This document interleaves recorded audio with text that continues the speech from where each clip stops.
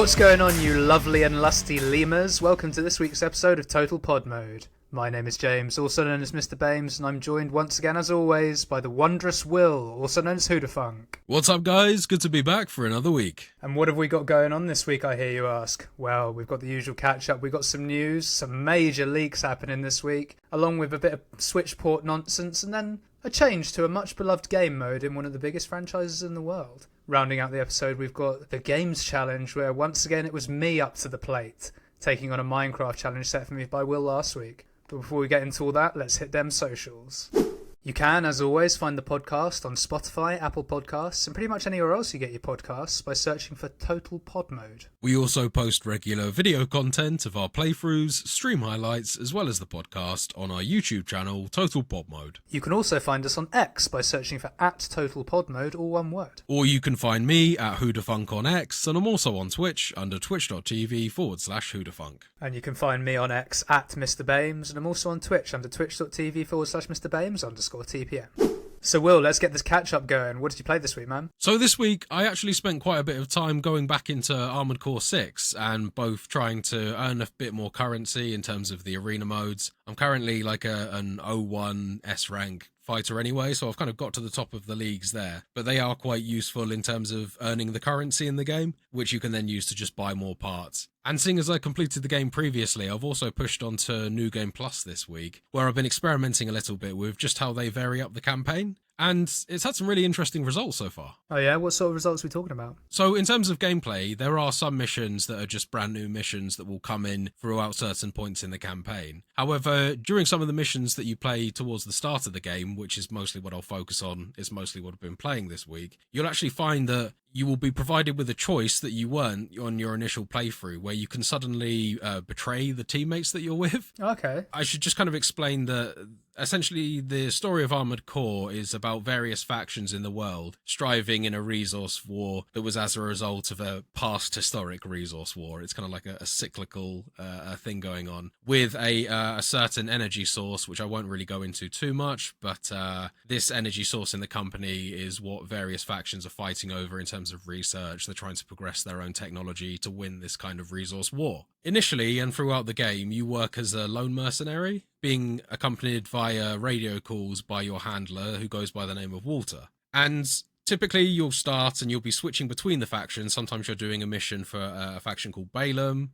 Another time you'll be doing a mission for a faction called Arquebus. And there's various kind of subsidiary corporations as well that you can action missions on their behalf. But a lot of these missions that you'll be going on actually feature factions that are directly competing with each other. So you're a bit of a kind of double agent in terms of the people that you choose to work for. Well, assuming you betray them, of course. If you don't betray them, there's no double agency, right? Well, actually, even your initial playthrough, you're still switching between the factions because, as I say, you are working as a mercenary, so you're not particularly... Oh, you mean across multiple missions, sorry. I thought you meant in the same mission. I see what you mean. Yeah. Yes, so it does actually happen across multiple missions. There are certain sections where you will have to make a decision between story missions, but then there is this additional bit in New Game Plus where you'll actually sometimes be presented with an option during a mission that you didn't get before. You'll receive a call over the radio, and it may be another rival faction that has asked you to betray them all and they'll double your pay, for instance. And when that gets triggered, you essentially enter kind of almost like a mini boss fight. It's almost a proper boss fight in terms of difficulty, really, because that is content in the game that isn't accessible on your first playthrough. So they do make sure that, despite the fact that I'm early on in the beginning of the game, there is this massive damage spike if I choose to do something against the grain of what I did initially. And I think that that's the thing that kind of satisfies a new game player, because you don't go into those things and absolutely storm your way through. At least not in my experience. Oh, fair. So it's a way to add some difficulty whilst also switching up the story. That's quite cool. Yeah, and it gives you kind of alternate ways that the storyline can play out, and I can only assume that that will just follow on through. As I mentioned previously, there are multiple endings to this game, and I do wonder if playing through on this New Game Plus will be a way to unlock a third, much more difficult to achieve ending, ultimately. Fair play. And are the endings, well, in your experience so far at least, is the ending based on the faction you pick, or is it more complicated than that? Obviously, without getting into spoiler territory. It's slightly more complicated than that, but that's essentially what it boils down to. There are kind of more story elements that would affect your decision more than just kind of which guys you like the most, I guess. But at the same time, that is essentially what it boils down to, yes. You pick a side. Very nice. Anything else new you've experienced in New Game Plus? New weapons maybe, or new pieces of like armor or mech parts or anything like that? Yeah, so getting those is possible in the game as well, because after doing some of those special missions that you get on your New Game Plus run through, you can unlock certain data pads, and those data pads, once you've collected enough, can actually go on to earn you additional bits of armor,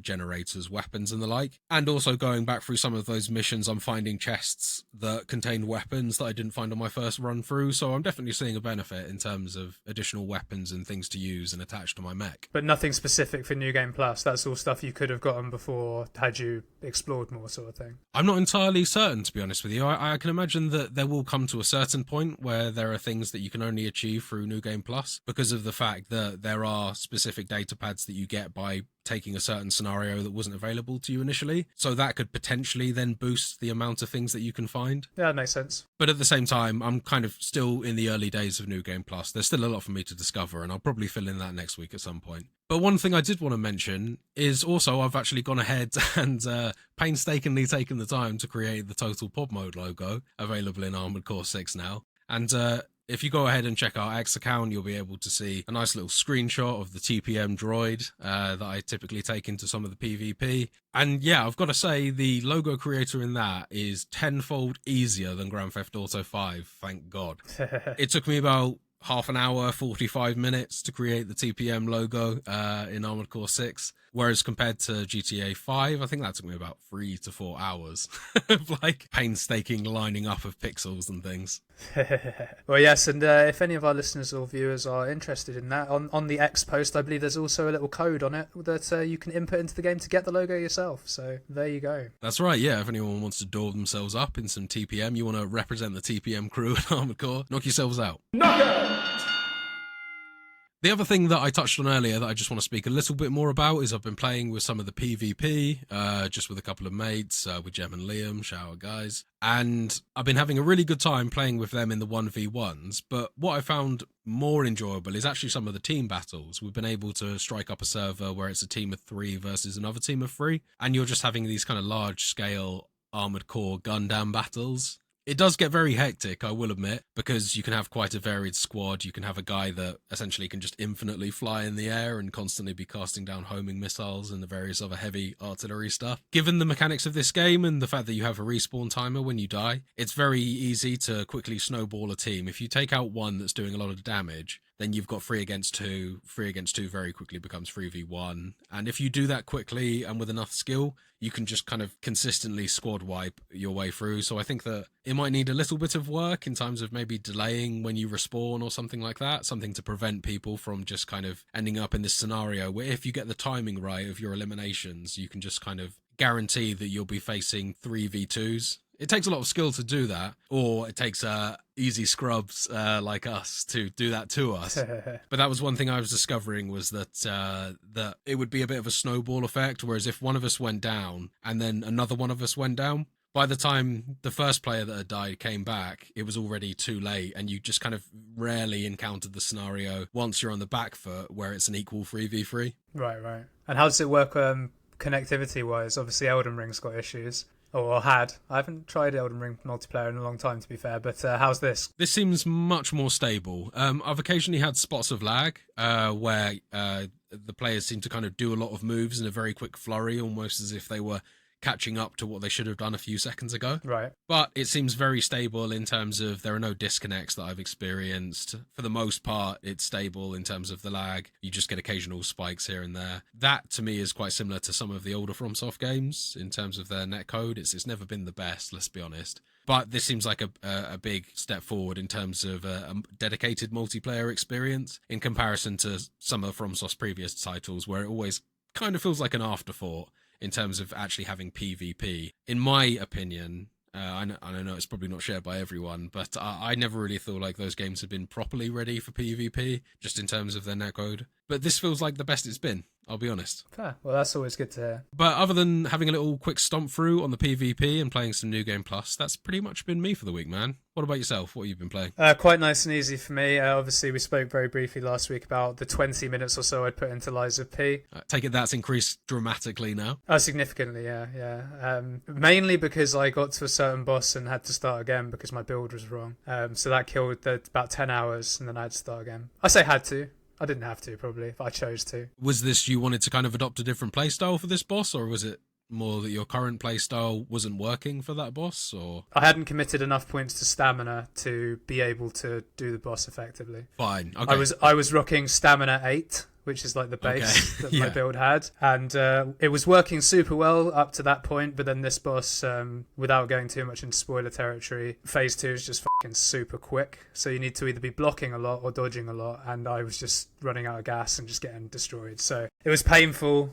But I think it was 8,000 souls, or so it's called Ergo, but souls to level up at that point, and grinding 8,000 souls for the probably additional 8 at least points I would have needed in stamina. It's not going to happen, so I just decided it best to start again. But aside from that, I've and even up to that point, to be honest, I've been having the best time, man. It is incredibly fun. So in terms of play style, because you're probably wondering a little bit how it works, because obviously it's clearly based off like FromSoft, and if you see anything online, everyone's saying it's the Bloodborne port on PC that everyone's been looking for.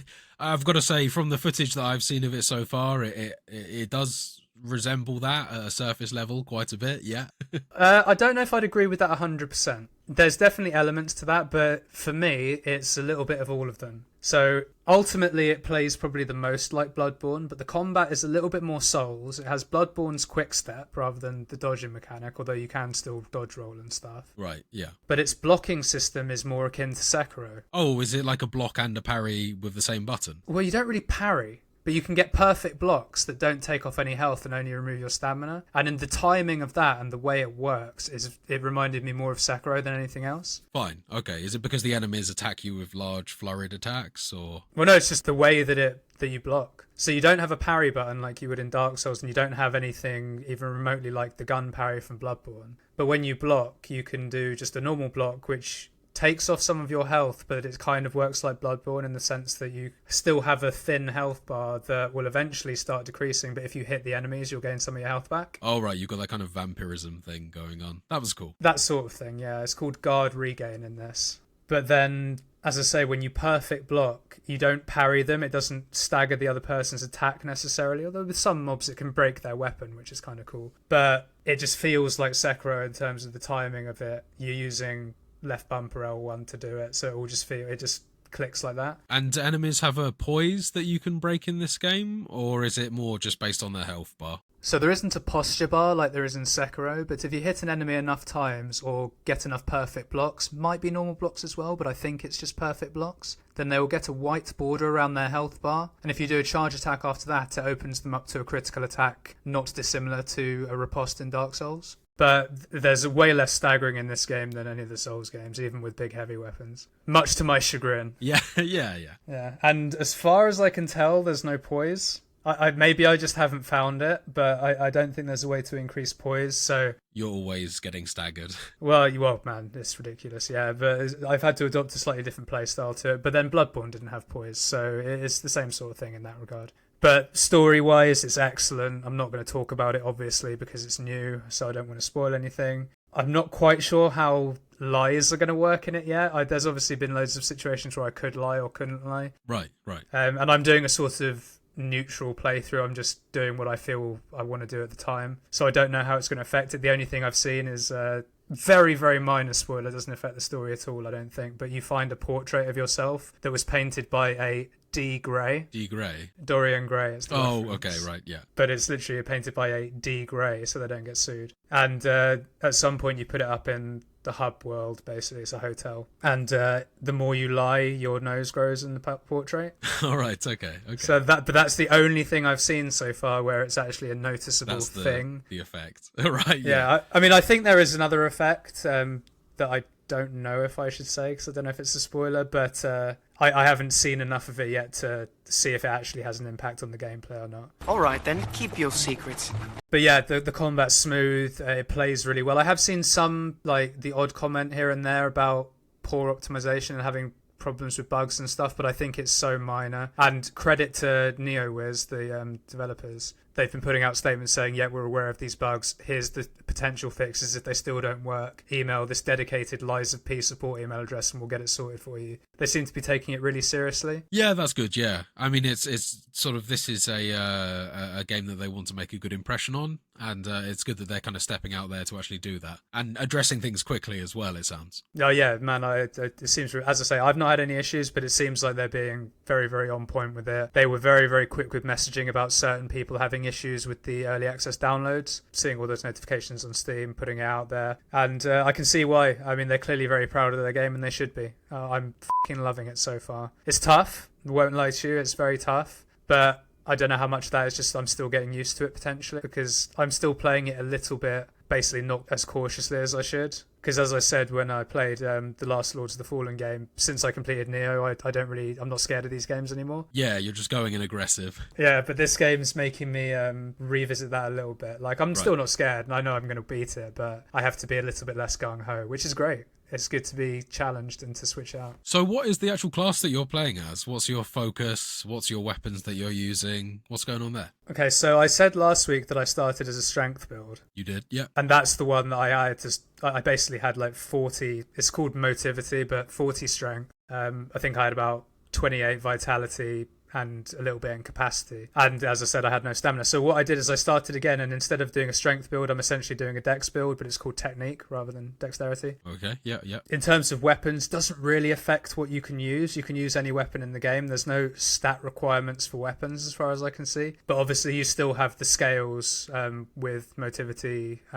technique, or the arcane equivalent, which is called advance. Right, okay. And I'm using it's kind of like a cutlass. Okay, yeah, nice. Obviously, you know this game has the weapon system where you can detach the hilts and the blades and you can sort of mix and mash stuff. Yeah, so that was something that we talked about quite a while back on the pod, and I was initially really excited to hear about.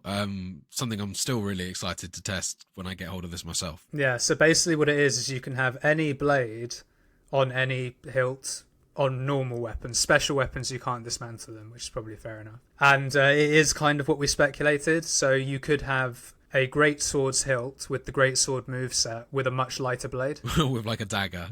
Yeah, you could. Or with an axe head, if you really wanted. Oh, okay. Yeah. That's awesome. But there's two stats on the blade part, which is slash and stab.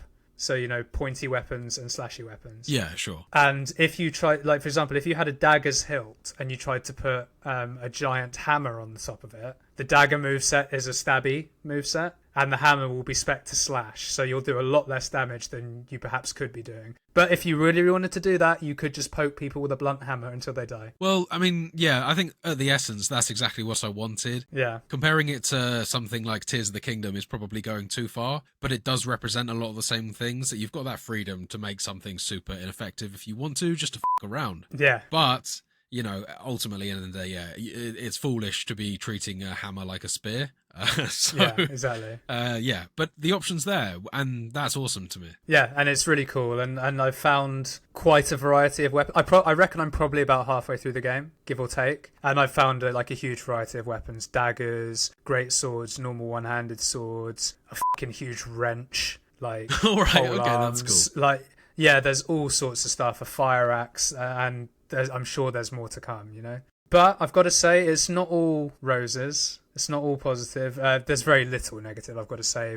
There's just a couple of things where they've made decisions that I don't think is particularly great. So there's one boss where you can clearly visually run through his legs. Right. Okay, yeah. And there's an invisible wall blocking you from doing so. Right, okay. And there's another boss before that where you can run through their legs, right? So it's not like the game doesn't have precedent of being able to do that before. Yeah. And I think I can see why they've done it. It's a phase 1 of a boss where this happens, and it would make phase 1 completely trivial if you did it. But it's a little bit like, f*** you, I should be able to run through this guy's legs. Like, I can clearly see I can. Sure thing. And there was one other piece of scenery where it was kind of like a few poles sticking out the ground, but if you run into it at a certain angle, you can see that it's a rectangle but it's just see-through. So you're running into air and you can't move. There's a few little things like that where it's a bit like... Bit lack of polish, maybe. A little bit, or maybe you probably didn't expect people to try and do this. Like, because I was running around it to try and, like, get an enemy to sort of turn their back so I could sneak attack them because I had no health. So... It's being very nitpicky, but I have to mention it because especially that boss one where you couldn't run through his legs, that pissed me off a lot. I would have done that boss a lot fucking quicker because that was a wall, man. Literally, an invisible wall. Yeah, literally an invisible wall, yeah. But other than that, this game's excellent. Thoroughly recommend it to any fans of Souls-likes, any fans of Bloodborne. Yeah, just buy it. It's brilliant. But yes, with that glowing review of Lies of P out the way, that is all I've played this week, so why don't we move on to the gaming news?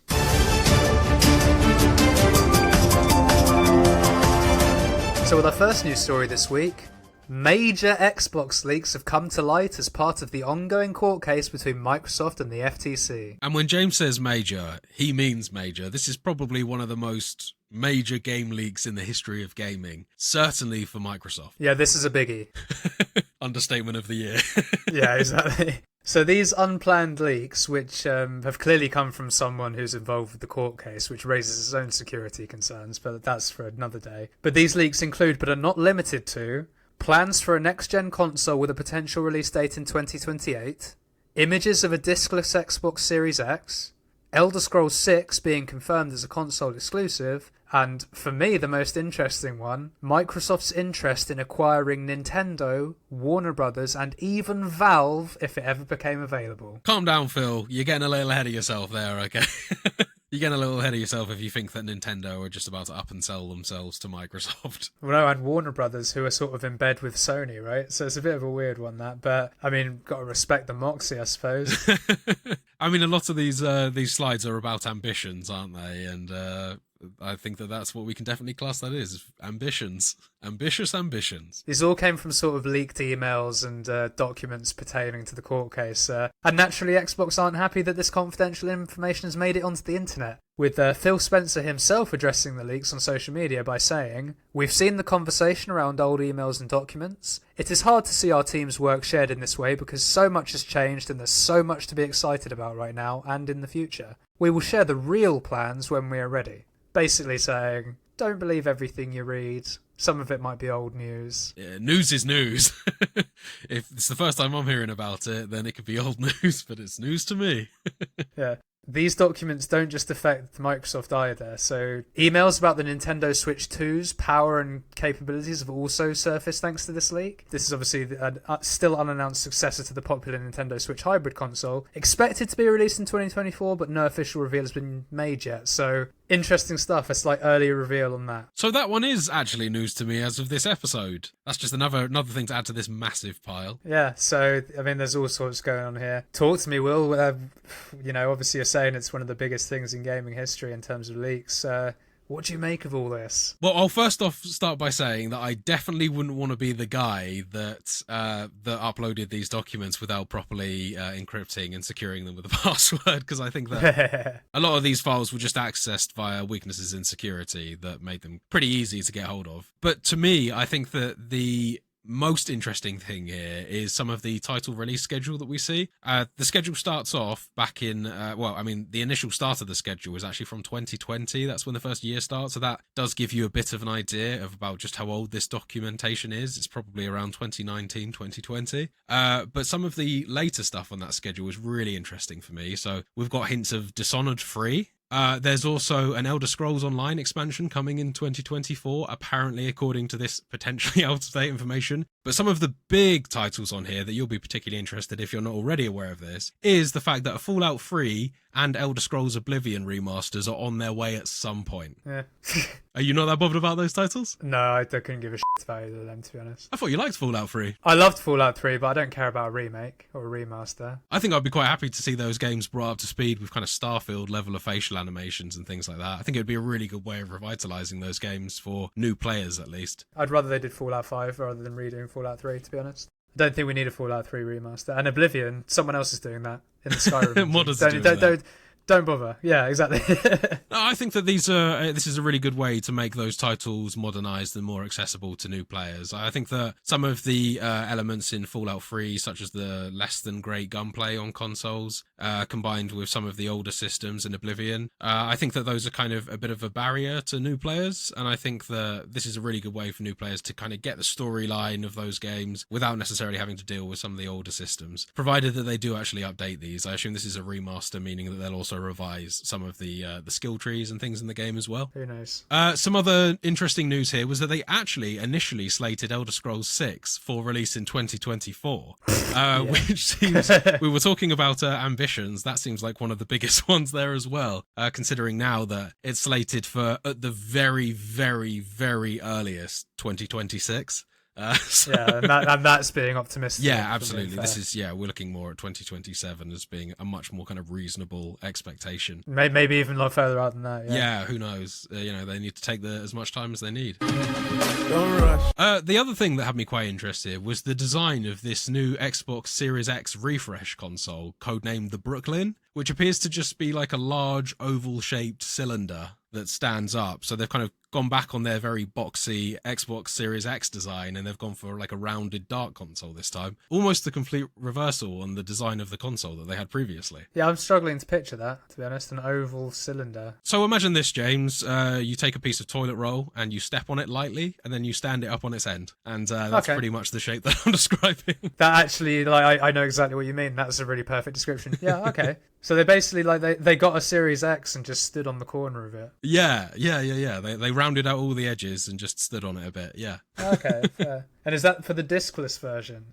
that was mentioned at the top of the article? Yeah, so that is the entirely Project digital Brooklyn. version. Yeah, Project Brooklyn. Yeah, absolutely, yeah. You see, that one's a weird one to me, because I thought that was, like, sort of openly part of the roadmap when it released. Or was that only for the S? The Series S, do you mean? Yeah, because I know people that have a digital-only Series S, and I'm pretty sure that came out, like, when they all came out. So is the X just an afterthought? Yes, I believe so. So I think that one is going to be running with the improved hardware of the X, as opposed to having the quite restrictive hardware from the Series S instead. Got ya. So the other new stuff that I found quite interesting was that the new controller that Xbox is going to be producing, codenamed Project Sebel, and it actually has precision haptic feedback and VCA haptics, which double as speakers, an accelerometer. So this is kind of suddenly going into PlayStation controller territory now, where we're having much more defined vibrations, precision haptic feedback, and then even an accelerometer in the controller. It'll be very interesting to see if Microsoft finally crack that thing of getting third-party game makers, or at least their own studios, to consistently use those type of features in their games. It's always quite a gimmicky approach to me, and I don't think that it really has a huge place in serious games. But it's just interesting that Microsoft has finally made that leap in terms of controller tech. Yeah, not something that interests me in the slightest, because as I think I've mentioned on podcasts before, certainly to you, I always turn vibration and stuff off. Oh, right, okay, yeah. Doesn't interest me, but very cool.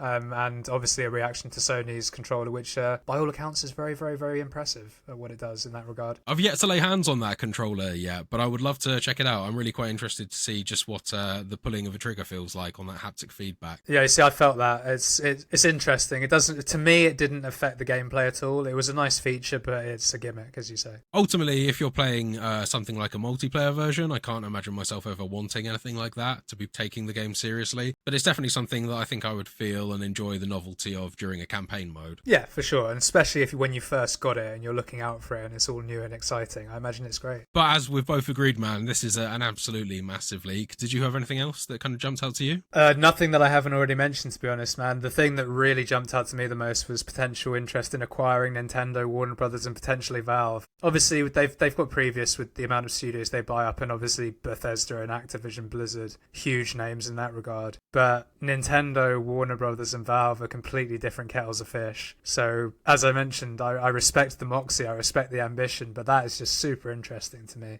Like, can you imagine Nintendo being owned by an American company? I consider that question blasphemous. I apologize. No, I can't. Yeah, like, that's crazy, the thing. isn't it? Yeah. Yeah. Like, the other two I could see, but, like, no, Nintendo being owned by Microsoft, that just is an odd sort of juxtaposition in my head. I guess there's no reason to be against it. It's just, for me, it would just be a complete about turn for Nintendo in terms of the fact that they've sustained their independence in the market for so long. Yeah, and continue to thrive in doing so. So yeah. Well, we say that they're thriving, Will. Our second news story might actually have some information to the contrary of that, because the recent Mortal Kombat 1 Switch port is a load of trash. Oh god, news of that Switch 2 is more desperately needed than ever, it sounds like. Well, I think you're probably right, because despite sitting on a mostly positive score on Steam and receiving praise from sections of the diehard fan base, the Mortal Kombat 1 this is, the Switch port has been described as being potato quality. That's generous. With multiple game-breaking bugs and half-finished fatalities. Now, I can't speak so much to the half-finished fatalities, but some of the game-breaking bugs I've heard about are things like you try and move your character forward and the camera zooms in, you try and move your character backwards, the camera zooms out, and no movement actually takes place. Right, not even any steps forward, it just not keeps on anything. zooming in. Very weird. Just keeps That's on an odd zooming bug. in. Yep, I've also heard things such as such bad input lag that you're sort of losing half your health bar before you hit the first punch. Alright, okay, yeah. Hardware is struggling. And things of that nature. Yeah, it basically all comes down to the fact that the hardware, it just isn't suitable. Even with all of these mitigations in place to even get it on this, it's pretty wild that the Switch can, still within potato quality, but it can manage to somehow run The Witcher 3. But then it struggles with a sort of a 3D fighting game. Yeah, I think what it probably comes down to is The Witcher 3 came out in 2015. Yeah. They've worked out things since then. But I think just in terms of scope of the game, it's interesting that you've got on one hand a fighting game featuring 2-player models in an arena. On the other one, you have a massively open world game. No, you're not wrong, and it's actually even worse than that, because this is coupled with the fact that the Switch port, at the time of recording at least, doesn't include the single player invasions mode. So it's running like dross and isn't even the full game, basically. Right, okay. And this has naturally left Switch players disappointed, given that this mode is available on all other platforms. So this was the mode that when we were speaking about the game, it's kind of like a Mario Party-esque style board game type mode. Yes, yeah. Which we briefly mentioned in a previous episode. Go check it out if you want more details. But yeah, a bit of a shit show this, and it's so bad that even Ed Boon has admitted that the game is not in a state that he would like to be in, saying to the BBC that the port will absolutely be getting an update and a number of the concerns of the issues that have come up will absolutely be addressed. It would have been ideal for us to have released the version that we absolutely wanted, but anything that we're finding a problem with is on our list and is going to be fixed. Anything that we see that is not acceptable will absolutely be addressed. So he said absolutely and addressed a lot in that quote. He did, yeah.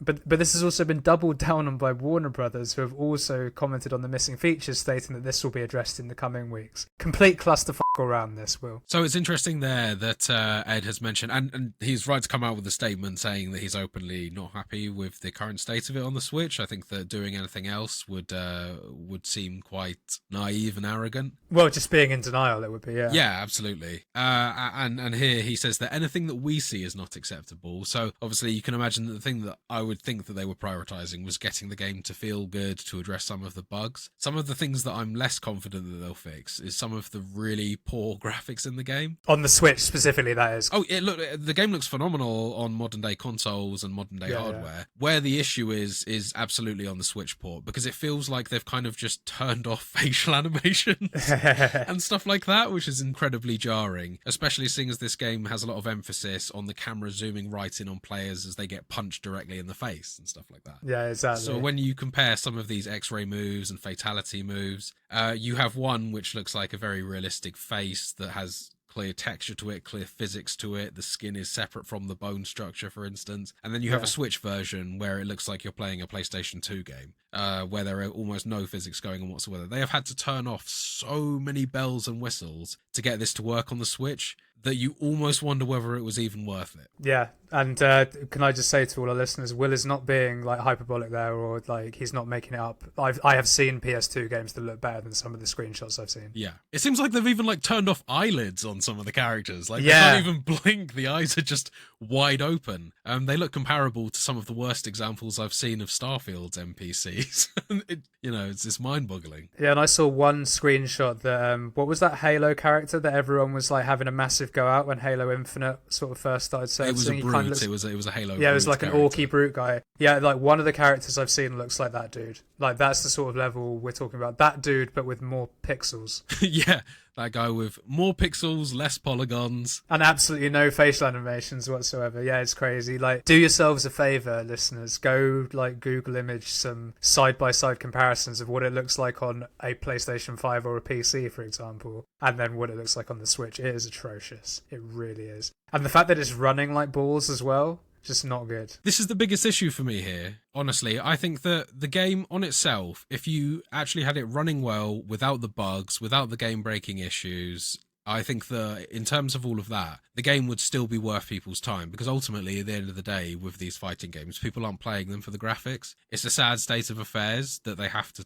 as I said before, take off and remove all of these bells and whistles that they have on the standard release, for instance, for the rest of the consoles and PC. But I think that that's kind of just a sign of just how much the Switch hardware struggles to get this running. Optimization's probably a bitch for this game as well. So I can see all of those things contributing to that. I'm less bothered by the graphics. It's disappointing, and I almost feel like they put Mortal Kombat on the Switch because it has a precedent of having Mortal Kombat on the Switch. It's had previous titles that actually look and run better than this current title. It's just the fact that because they progressed the tech so much forward, it takes that much more work to bring it back to work on the Switch. And I think that's really where the difference is there. Yeah, and I think the other thing that people are finding particularly egregious about the whole thing is it's a £70 game on the Switch. Yeah, I mean, it's a AAA pricing, but and again, I don't really see that as an issue, but it has to be a solid working game. The graphics, that's what I mean, forgive, yeah. But yeah, if you're releasing this at a AAA price, you expect AAA release and sheen. Again, it's another sad state of affairs that you can't count on that anymore. No. And I feel like, given the performance on other consoles is fine, this isn't so much an issue with the game itself. This is an issue, again, with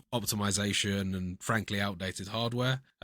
So yeah, maybe they should even look at reviewing the price for the Switch, as if that's ever going to happen. No, basically what we're saying is Nintendo, buck up your ideas, otherwise Microsoft will buy you and they will give you a better console that has more power that these games can actually run on. Get your shit together, Nintendo. Do you want Phil Spencer ordering you round? Because that's how you get Phil Spencer ordering you round. Exactly. Do you want to be calling him Spencer-san?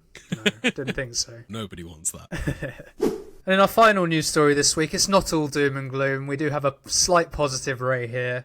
Call of Duty is getting open world zombies mode, Will. Ooh, exciting news. Well, exciting news for Call of Duty Zombies fans. I kind of count myself amongst that crowd. This is cool to me, at least. Yeah, interesting news for sure. So, Sledgehammer have confirmed that Modern Warfare 3 will be getting a new open world version of Zombies mode that will continue the Dark Ether saga, which began in Call of Duty Vanguard and continued in Black Ops Cold War, with Viktor Sakayev serving as the main antagonist leading a group known as Terminus Outcomes.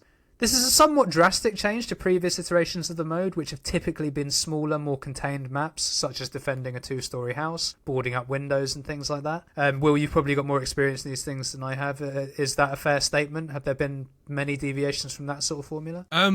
There have, in a sense. I mean, I don't want to sound too nitpicky, but the modes have drastically grown beyond just defending a single building now. The size of the maps has gotten very large. They put you in space at various points, floating between a space station with anti-gravity. The amount of different power-ups and perks and specialized guns that you can get things like laser Gatling guns and alien blaster pistols and things. And they have had a kind of a consistent storyline going through. It's something that I've kind of watched from afar with quite keen interest, but I've personally found the challenge of actually completing these maps has gotten very hard to manage. It's come a long, long way since those 2-floor houses where occasionally you might have to open up a new route through to get through the map. It now involves things like powering up generators to open special doors to finally get like an escape vehicle to get out of there. These are now completable levels rather than just an endless thing. So yeah, there's a whole dedicated thing around this, and there's a whole dedicated fan base around this that I have a funny feeling don't have a great crossover into the Call of Duty multiplayer and Warzone and things like that. I think that there is a very dedicated Call of Duty Zombies crowd out there that is probably really excited by this news. Well, I guess only time will tell.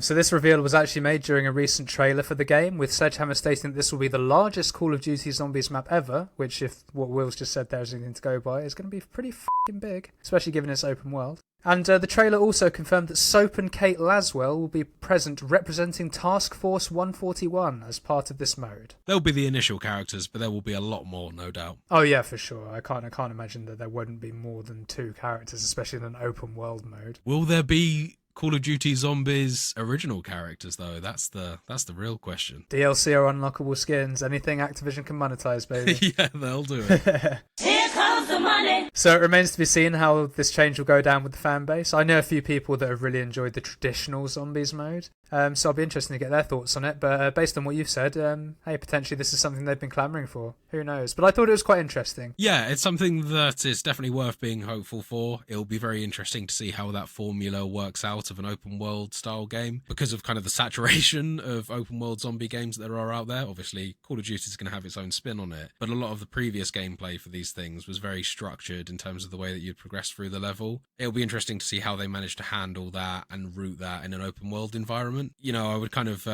liken this to taking a very linear game and turning it into an open world type of thing. Not all of those systems are going to work as well in a wide environment. Yeah. And I think that'll be, it'll be very interesting to see just how they manage all of that. Well, and to be honest, based on what you said about how the game modes have evolved that I wasn't aware of, it might just be a case of where you say you had that level where you have to power up the generator to get the car running to leave to the next area. Maybe that's just all on one single map now. So you still have random just events traveling like between that. large bases. That makes a lot of sense. Yeah. So maybe it's like that, but we'll see when it comes out, I guess. Not too long now, right? Not too long at all, no. So with that ray of hope in an otherwise desolate sea of negativity in the news this week, we do come to the end of the news. So I think it's about time to move on to the... A games challenge!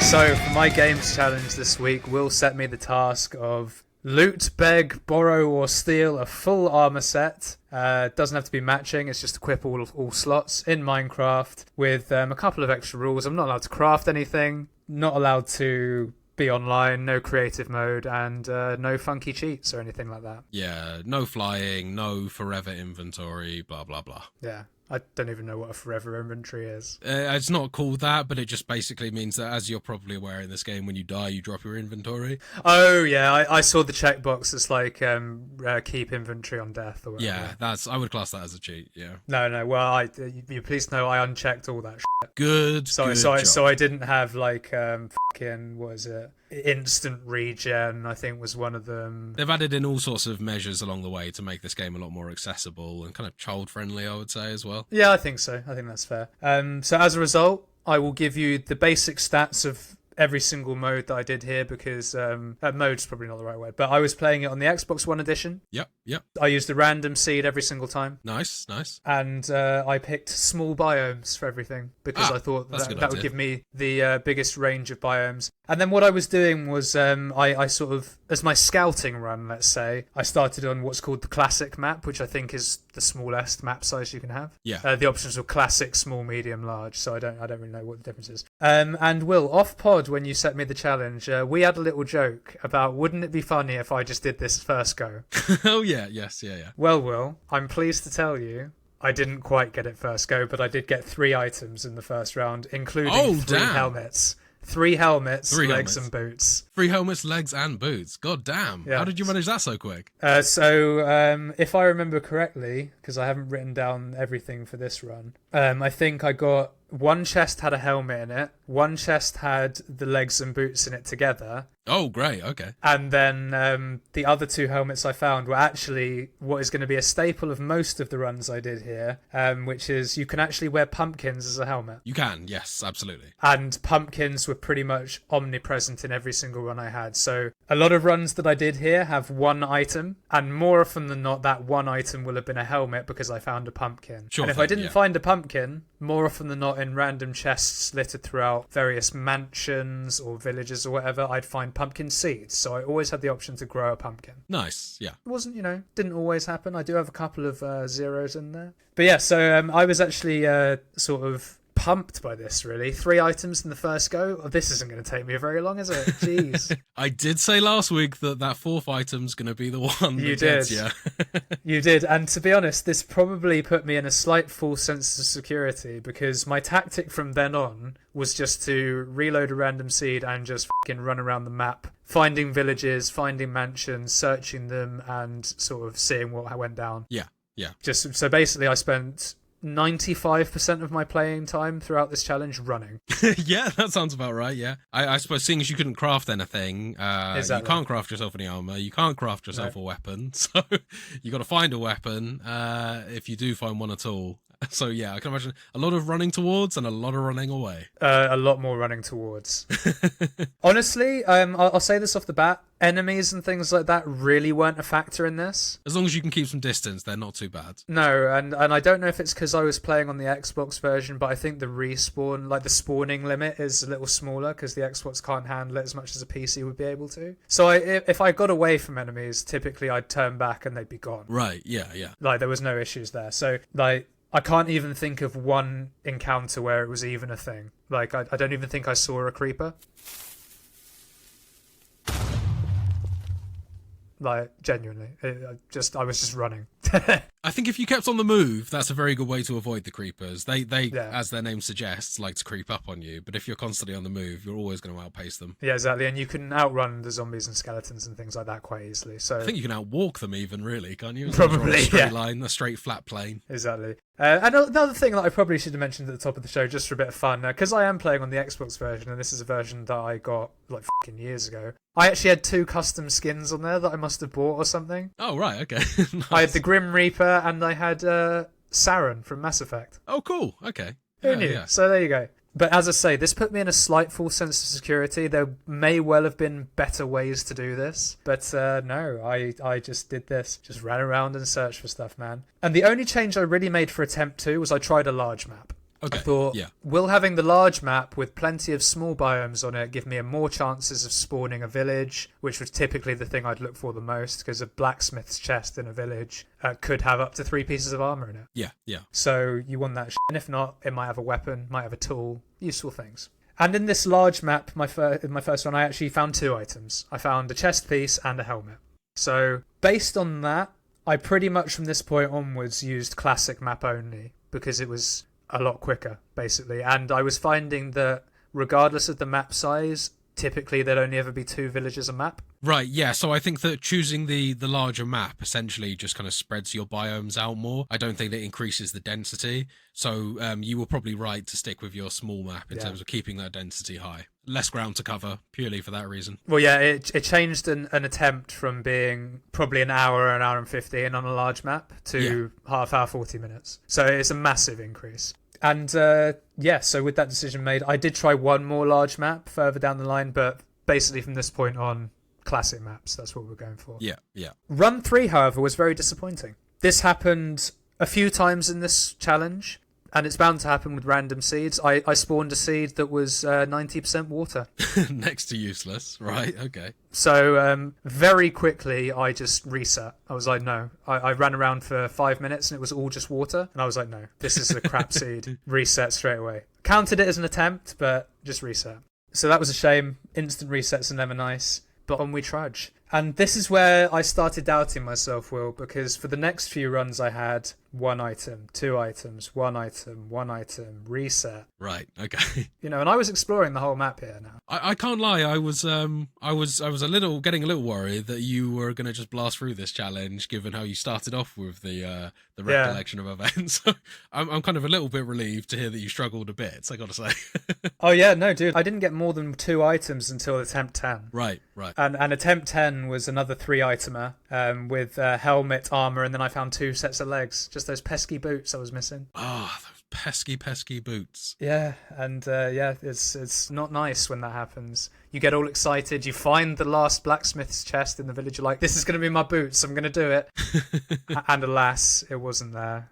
But hey, these things happen, you got to have some disappointment. And attempt 11 was another 2 itemer, helmet and boots. And whenever I'm saying helmet, as I've already mentioned, it's going to be a pumpkin. Yeah. It's basically the one thing you could bank on. Until we get to attempt 12. I had my first 0 on attempt 12, Will. I explored the whole map. Oh, damn. Every chest I found, just weapons, just iron bars and shit, all useless to me. Just the dud seed. Yeah, and I didn't find a pumpkin growing anywhere. So happened a couple of times, as I say. And that was instantly followed up with another shit seed reset. Just ocean again, or? Yeah. Whenever I had a shit seed reset, it was all like 90% water maps. Right.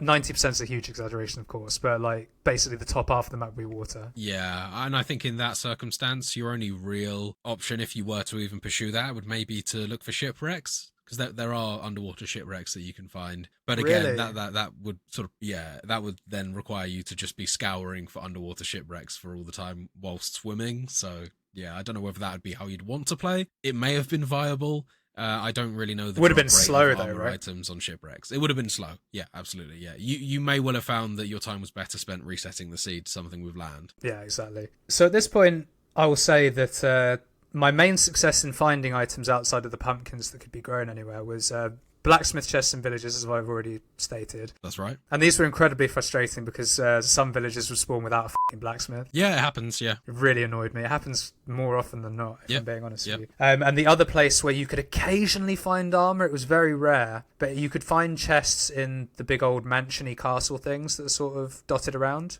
Full of sort of wizards and evil NPCs. Yeah, and fucking rooms with cats and dogs in them, like villager faces on the walls and stuff like that. Yeah, they've taken quite a bit of time to model characters out of the building blocks in the game. It's cool. Yeah, it's quite neat, yeah. And occasionally you'd find sets of chainmail armor in there, which I believe can only be found in these castles. Right, unless okay. unless you hack them in. I don't think you can build them. Yeah, I'm not familiar with the game enough to know, but I've come across them before, never crafted them. But they were very rare indeed. I think I only found chainmail stuff in 2 or 3 attempts, so it was very rare indeed. Most of the things I found were iron. Yeah, that's kind of probably next to leather is the most common resource. I never found a leather thing. Did you not? Leather stuff is, to me at least, the most kind of commonly spawning thing. Yeah, no, it was all iron, dude. I never found any leather. So yeah, that was mainly where I was getting my stuff from.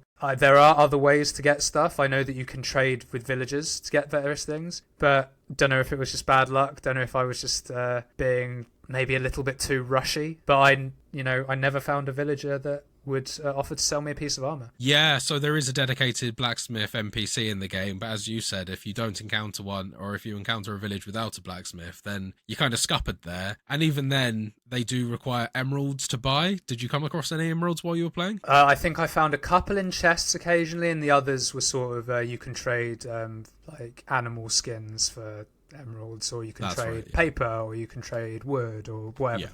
Very rare I found them in the wild, though. Yeah, I think they have a similar rarity as diamond, and I did actually count it up. I did some research on this just to make sure that I wasn't handing you an easy win if it was like 4 emeralds. I think you need something like 20 plus emeralds to afford a full armor set, which would by no means be easy to get. Again, God, no. that was a part of the factoring in of the difficulty of this challenge. But on the other hand, if you were 3 pieces deep and you just needed that magical 4th piece, then that could have been your saver. Well, you say that, man. I had the 0, I had a reset. My next one was 1 item, which was the helmet. My next one was a reset.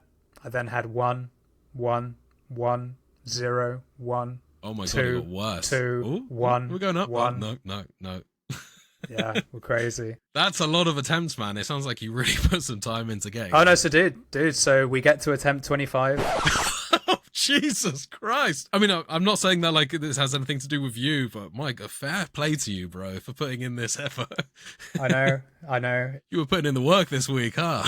Hey, man, I've got a title to defend, dude. I really wanted to get this done, and I'm disappointed, man. Attempt 25, 3 items. I got the helmet, armor, and legs. A boot's like the rarest item in this game or something. They must be. It seems like you've tested that now. Do you know, honestly, I think legs were probably the rarest overall. Oh, right. Yeah, fair play. If I'm being honest, but man, fucking after all those 1s and 0s, and then to get a 3.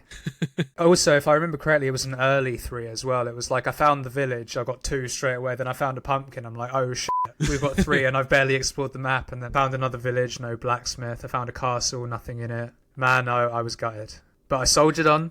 We're going to attempt 26. And blow me down, Will. I'm very pleased to say that attempt 26 was where I won the challenge, my friend. Nice, man. God damn. Well, I definitely can't say you didn't deserve it, because my God, that is a lot of work that you put in. Congratulations, man. Tell me how it came to be. So, attempt 26. Classic map. The usual strats ensue. Man. So it started off terribly. All right. Okay. Like terribly. I spawned on the side of a mountain. So another thing I probably should mention at the top, your spawn point's completely random. I once spawned in the middle of the ocean. I once spawned on the side of a mountain, isn't here. I once spawned in a valley that took me fucking forever to get out of.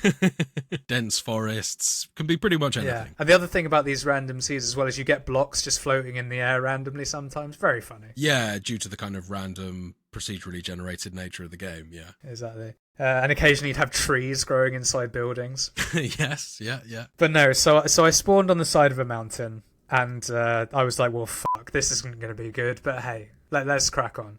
And pretty much straight away I found a mansion. So I was like, okay, sweet, this is an awesome start. And I actually got a very, very rare double chest piece in the first mansion. I found 2 pieces of chainmail armor, both chest pieces in the same chest. Okay, great start. Great start. Couldn't have been happier. And not only that, the next sort of major landmark I found was a second mansion. Oh, right, okay. Yeah. Damn, we're really rolling lucky. I mean, I say you're rolling lucky with this. This is your 26th attempt at this point. Exactly, But, yeah. Like, statistically, you deserved this win with the amount of attempts that you took. Yeah, and in this second mansion, there was actually nothing particularly useful, sadly. Oh, okay. The only thing I did get out of it was an emergency set of pumpkin seeds, which I always like to have in my inventory just in case. Because if I got all the other 3 bits and the last thing I needed was a fucking helmet, at least then I could again grow a pumpkin and win, right? Yeah. But so I had a great start. The second mansion, honestly, it dropped me down again. I was back to sort of being a little bit... Lost faith in this run. A little Preparing bit. yourself for run 27. But then I found the single best village I found in all attempts. Lovely little village tucked away in some snow. Okay. And I mentioned earlier that I never found a single villager that would trade me any pieces of armor. This was the one time I found a villager who would trade me some leather leggings for 3 emeralds. Okay. Damn, that's good. Yeah, that's a pretty good premium there. Pretty good indeed. So I found this and I was like, okay, sweet. Let's explore the rest of the map. Remember where this village is. It was in the top right-hand corner of the map. Very easy. Let's remember where this village is. Let's go search the rest of the map, see if I find anything, and fuck me, if I can get to a point where I just need trousers, we're in business. Yeah. Was it only trousers that he sold, by the way? Did he Only sell trousers. Okay. No, it was trousers, and I think I could... He had 2 things that he would give me emeralds for, and then he would sell me trousers for emeralds. I can't remember what it was, though. Right. So then I found a second village, and it had a blacksmith. Went into the chest, and there were some boots. Iron boots, these were. The elusive iron boots already ticked off. Exactly, so I'm now rocking chest and boots. With potential pumpkin helmet. With potential pumpkin helmet and some trousers that I knew I could trade for. Yeah, let the emerald hunt commence. So, well, funnily enough, I have written in my notes in massive caps, hunting trip! Yeah. Because in the snow village I mentioned earlier, there was another NPC who would give me emeralds for leather, raw pork, and raw chicken. Ooh. Very good. Okay. Literally, yeah, time to go hunt some livestock. And bear in mind as well, in the same chest that I found the boots in, I also got an iron sword. Very good. Which is a very nice weapon. So I was now fucking going around killing every single chicken, every single cow, every horse, every fucking wolf, any animal I could find. Just killing spree at this point. In case it gave me leather and meat and stuff. And during my hunting trips, I found a pumpkin in the wild. So I now didn't even have to grow my pumpkin. I had it. So this was actually quite a sizable hunting trip in the end, because I needed like 14 pieces of pork, 14 raw chickens, and like 14 leather. Right, yeah. So it took me a bit of time. Went around the map a couple of times, because thankfully these animals and stuff, they do respawn. Yeah, fairly consistently, yeah. And eventually, I found enough resources. I traded for my 3 emeralds. I got my trousers. And there it was. I equipped everything, and we win. So the final loadout was a pumpkin head, chainmail armor, some iron boots, and some leather trousers. Amazing. Well, honestly, that sounds like you couldn't have done it any better as well. It all fell into place in that final run, dude. It all fell into place. Yeah, the stars aligned for you, and as I've said before, there is no way that anyone could say that you didn't deserve it after 26th honest attempt. Yeah, They're trying to get this one in, man. Congrats on the win. This was truly deserved. Well done. Thank you very much, mate. So for full stats, 26 attempts, 4 resets, 2 0 pieces. Probably 11 to 13 hours in total, give or take. Some of that will have been idling, but give or take. I'm really pleased as well, based on what you've told me about this challenge. It definitely had the intended effect, which was to get you to engage and kind of discover some of the systems in the game that you might not immediately bump into, which is obviously mining and crafting. It sounds like you spent very little time doing both of those things, and I'm really pleased that you know, engaged with the game enough that you figured out these things, figured out the spawning points, chests that you can loot. And would you say that this has kind of opened up your eyes to how much the game's moved on from just your regular block building, digging holes sim? I'd say yes, to be fair. I mean, I was aware of things that have happened in the more recent years, like the Ender Dragon and like sort of it being more of an RPG and things, but to actually experience it more, it was very interesting. And as I said, I didn't really encounter enemies too much, but there was enough of them that I had to sort of think on my toes and and I had to route accordingly. And what was nice is the only times I was like mining blocks, if you like, was just so I could use them to get out of holes or things. So I was just like, I had like 20 dirt on me at any one point. That's just in case I needed to jump up. Exactly. But yeah, at times this was grindy, I won't lie. 26 attempts later, I can't say I disagree with that at all. But I weirdly enjoyed the treasure hunt of it. Yeah. Brilliant. That's exactly what this was. It's a treasure hunt. Yeah. Yeah. So no, very fun, very like nostalgic in a way. I never really like played Minecraft a lot, but it was nice to be back in that world. Yeah. And yeah, just an all-round good time, mate. So thank you very much for that challenge. And it does of course mean that my nose is now back in front again. 2-1. I just need my opportunity, man. Let's equalise for next week. I was going to say, and it also means that it's time for Will to be set his challenge for this week. Oh, what have you got in store for me now? I hope this is one that you'll really like. Okay. So, Will, your challenge this week is going to be in Monster Hunter Rise. Oh, okay. Already a big fan of this challenge. Honestly, I almost put that in literally like a few days ago. So, yeah, no, this is right up my street already. And your challenge is going to be...